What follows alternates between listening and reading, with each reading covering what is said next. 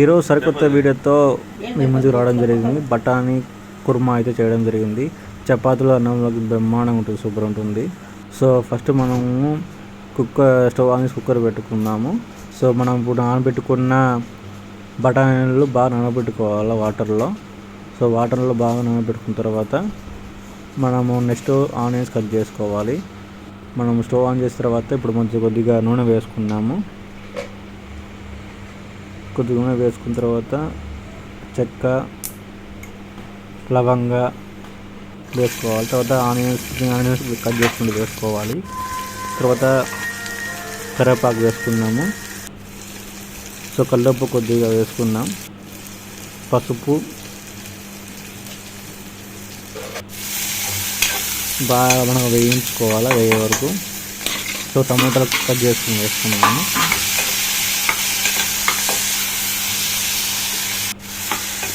చూడండి బాగా వేయించుకోవాలి మనము. ఇప్పుడు సో వెల్లుల్లి తెల్లగడ్డ పేస్ట్ వేసుకోవాలి.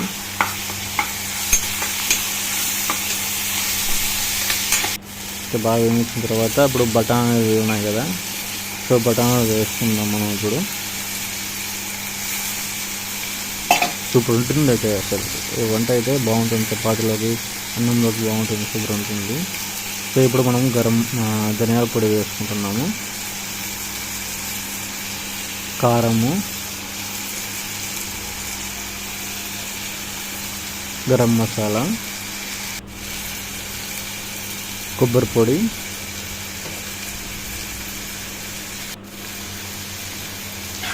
అన్నీ వేసుకుంటే వాటర్ వేసుకున్నాము.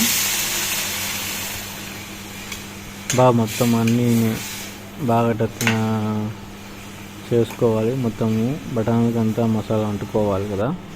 సో ఇప్పుడు మనము చూడండి బఠానీ కుర్మా అయితే జరుగుతుంది. ఇప్పుడు కొత్తిమీర వేసుకున్నాము. సో కొత్తిమీర వేసుకున్నాం కదా, ఫైనల్గా అన్నీ వేసుకున్నాము. సో ఇప్పుడు మనము కుక్కర్ మూత పెట్టుకొని 2 విజిల్స్ వచ్చే వరకు వెయిట్ చేయాలి.